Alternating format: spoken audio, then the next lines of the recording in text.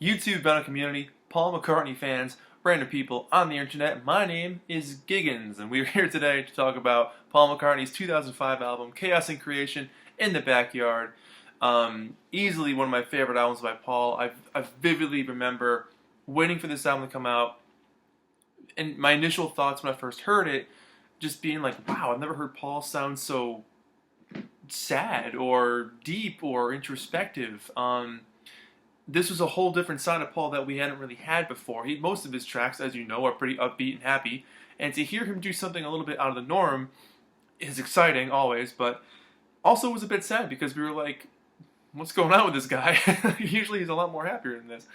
I've loved this album since day one. It's easily got some of his best songwriting efforts on here ever. Very deep songs, amazing playing, a lot of soul, and a lot of just atmospheric kind of mood, music throughout this whole thing. This happens to be last year's reissue, 2018. The original ones go for like a bajillion dollars online, so I'm probably never going to own an original, but that's fine. This is great. I was very excited to pick this up. I've had the CD since day one, except I got this at Barnes & Noble, and they put the bloody sticker up top for the stupid barcode, and if you take it off, it rips the other sticker off, so boo Barnes & Noble on that one, but I had a gift card, so it happens. Anyways, the album itself is just fantastic, through and through. There's not a bad song on here, and I mean, Paul's life at this point was starting to go a little bit downhill because of, the eventual divorce with his wife Heather at that point, but this kind of chronicles a lot of his feelings about what was going on at that time and just how unhappy he was with how things were working out, or not working out. And this album is a reflection of that, whereas the previous album, Driving Rain, is loaded with love songs and happy songs. This one is 99% of the time really sad. There's bits and pieces of sunshine here and there, but overall, this is a very dark album. Written from a place of helplessness and not having any hope to fixing what was happening in their relationship. I mean, there could have been other things going on in his life too, but it became very public about a year after this album came out with their divorce. And all the crazy stuff that happened between that, but I've always liked that picture of Paul in the back there too. Good shot.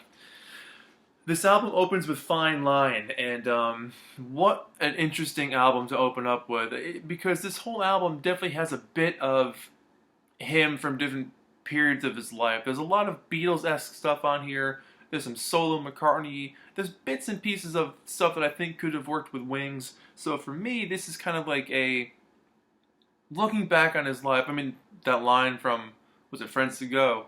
Or Promise to You Girl, looking at the backyard of my life, time to sweep the broken leaves away, I think is how it goes. I can't remember. It's just an introspective album, looking back, figuring out where to go from here, where to go forward. The whole album is like that, and he doesn't really have a lot of stuff like this in his body of work, so to have an album like this that's this special really sticks out, and also for the fact that he played 99% of the stuff on here. The guys in his band pop up once in a while on a couple of tracks, but almost everything is done by him, so this is basically McCartney 3, without going down that rabbit hole of calling it McCartney 3, but I also love having this as a record so you can see the picture bigger, so you can get a nice picture of Paul in the yard. Instead of looking at the little tiny CD, you can see the actual cover, which is why I love records. So, very cool. Fine Line. This was a single from the album, and the piano on this is super bouncy. The drums are very punchy, and the whole vocal melody is a very sing-along-esque time. The strings that pop up throughout this one for me are very White Album inspired. Not all the way through, but there's definitely moments where it sounds like this could have been buried in the White Album somewhere. There's a very subtle solo mixed in here and there, blended with the woos throughout the middle of the track. Slight guitar riffs that pop up here and there add a little bit of texture to the whole thing overall. And at the end, you get these nice big splashy cymbals thing, very Ringo-esque drumming. Paul and Ringo's style can be very similar at times with their drums. But I love the vocals on this thing, and it's funny hearing this again, because it's been a while since I've heard the whole thing. And you can tell like his voice does sound a little bit younger compared to the Egypt Station stuff, because I've been into that so heavily recently, the last 6 or 7 months now. To hear him back, this is, I don't know, like 14 years ago or something. Bloody hell, yeah, it was a while ago. To hear him like this is a bit different, so it's kind of interesting to go back to this. But fine line, fine song. Track 2, How Kind of You.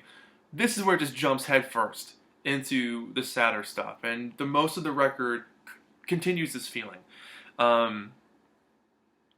It's interesting to hear Paul acknowledge his pain, show a vulnerable side of himself, and express that he needs help and he feels hopeless. And coming from such a happy sounding guy through a lot of his work, to hear him like this is like, you pay attention. Because all of a sudden, this guy that's always cheery and peppy and happy, to hear him like this is like, whoa, holy moly! Like, this is a whole different vibe going on. The guitar strumming on this song is very cautious. There's lines like, I thought that I was lost, I thought I couldn't find someone as kind as you. Just looking and looking and looking for an answer, and not really having much of a resolve until you get to the end of the song, where it does pick up in the key. There's a bit of a key change there, and it kind of has a resolve of sorts, but not completely resolved. So mood-wise, it feels like this song goes through stages of looking for help, maybe finding it, but maybe still not feeling satisfied with the help that was there. And then kind of ending on a slightly happy note to feel like, all right, maybe I can move through this. Then you jump into Jenny Wren, which is a story about a girl experiencing life and the world and trying to look for the good in people and herself. I've been trying to really study this song and see if there's like even deeper meanings, maybe like, just encompassing a character like this. Paul loves writing in characters, whether it's with the world tonight or Uncle Albert or Eleanor Rigby or whatever he's writing about. He likes to jump into different people's skin and kind of see how to write a song from a different point of view. But guitar-wise, this is definitely reminiscent of Calico Skies and Blackbird. That really intricate picking style that is kind of his own little thing. Doesn't really sound like anybody else when he does that picking style, which I think is very cool. But he's also singing it in almost a heavy whisper, like it's late at night and doesn't want to wake up the neighbors or something, and he's kind of meant to do this by himself. And that vibe gives it a bit of a secret kind of vibe. Like he's telling a story that he's not really supposed to tell or something, and it's a very mysterious is the word I was trying to say. Kind of a mysterious vibe, but very interesting and pleasant to listen to for sure. At the Mercy, this is a very interesting song, and this piano just sounds like it's in pain the whole time. And there's moments where it shifts to happier chords, but then we'll jump right back into something totally lacking in ever seeing the sunshine. Paul's Ringo-style drums on this one are very effective, but it's an incredibly heavy song about, trying to deal with your problems head on and not wanting to do that, but you have to. Very, very deep track. Friends to Go. This is the first ray of sunshine we've had since Fine Line, and even still, lyrically, it's a very depressing song, but musically, it's definitely got more of a upbeat sort of vibe.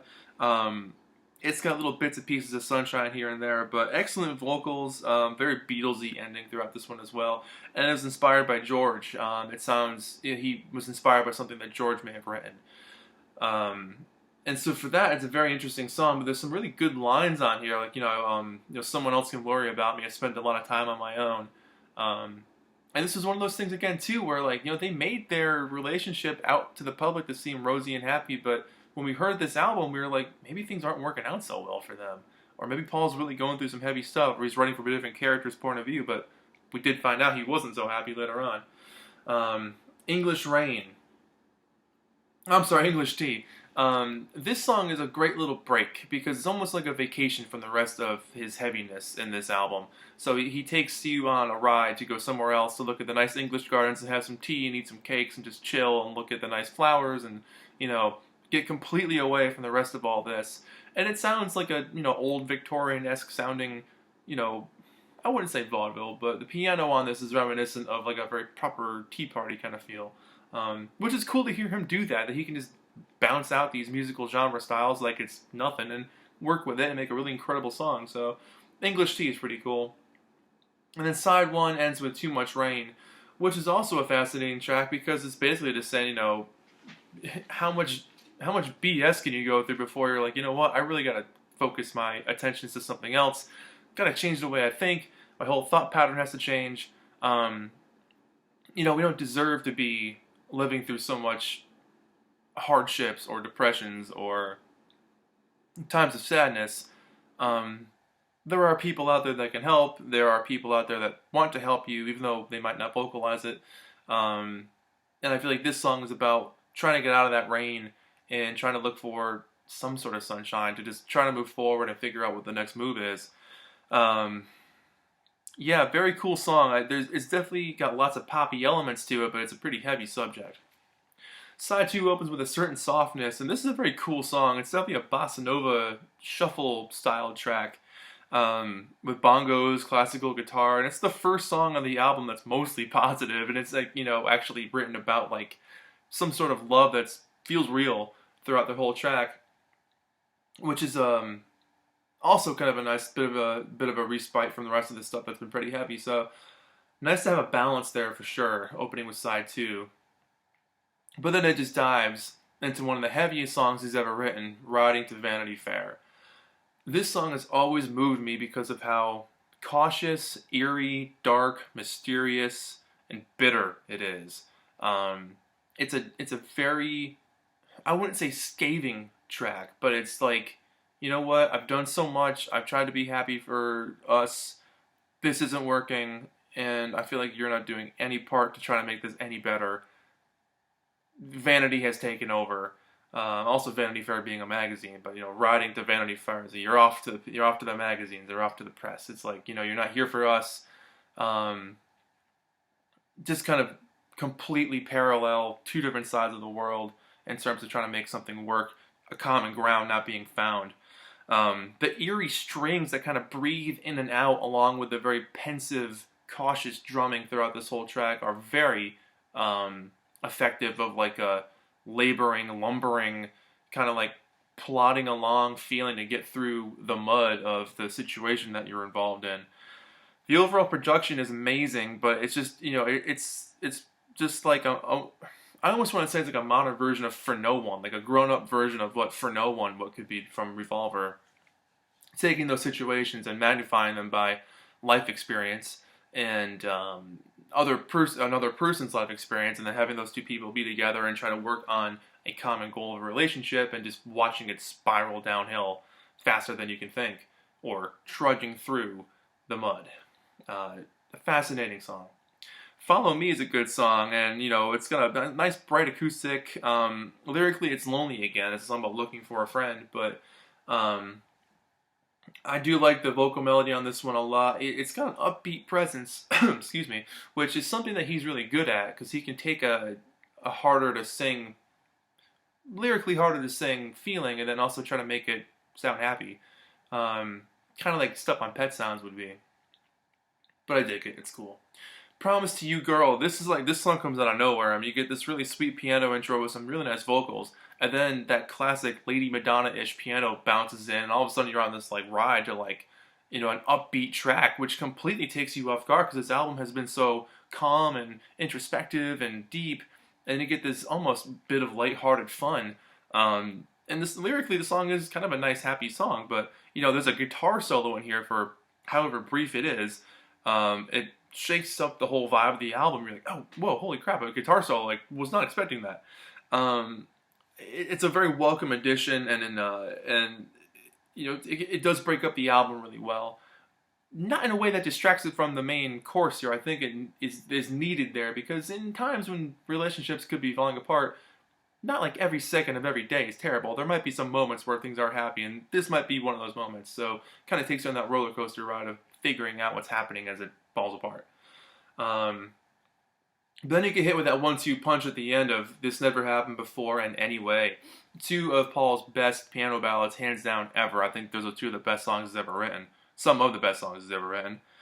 Um, this Never Happened Before. I like that little bit of it. It sounds like a drum machine almost, but Paul has that, again, characteristic intro style to his piano playing that kind of brings you into this world. And it is a love song. Very nice subtle bass and drums throughout this track overall. That short chorus is great. You know, the lines like it's not so good when you're on your own, the way he kind of ends off sentences like that.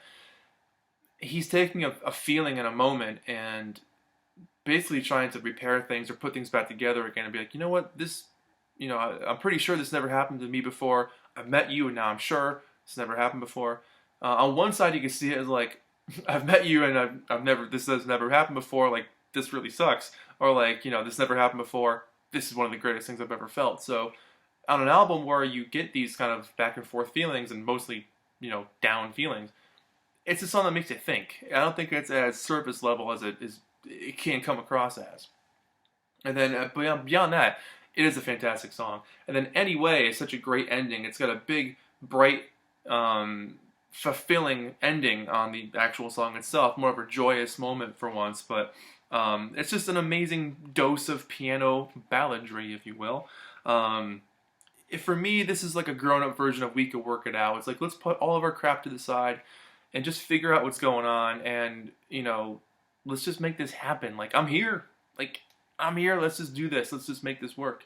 And for that, I feel like, again, it's another song that you can very easily take on surface level as one thing, but I think there's deeper meanings to it. The heavier you peel back the glass onion there. And I'm very happy that they threw on the jam at the end on here. I wasn't sure if there'd be enough room for that on the vinyl, but they did put the jam on here at the very end of the record. So, very happy to see that. And this thing does come with an MP3 download code. But it comes with a really cool little paper with some of the hand drawings, which are probably not going to show up on here. Kinda. Don't worry, guys. I'll get better lighting at some point in this place. Giggens TV has a limited budget. But it's cool because they put the lyrics on one side of the jacket, then that nice line drawing of Paul hanging out in the back. And standard black vinyl. Woo. But I've always loved that logo, which is his name. You can read it upside down and not upside down. Whatever that term might be. You know what I'm talking about. This album has always been special for me, and I feel like a lot of Paul McCartney fans. He did a lot of touring and press around the time this album came out. He was touring the States at the time. He also did the thing with playing Good Day Sunshine for the people up in space. He did a bunch of talk shows, so he was kind of all over the place, and he just put out his kids' book at that time. So this was a busy creative period for him. Probably maybe as an escapism to maybe because he wasn't feeling so happy with how things were going in his life. So he dedicated himself to his work by playing every instrument on the album and really throwing himself in there. So who knows? We'll never know the whole story, but a fascinating album. For me, this is easily a 9 or 10 out of 10 for me. One of his best, definitely top 5 probably of his best albums.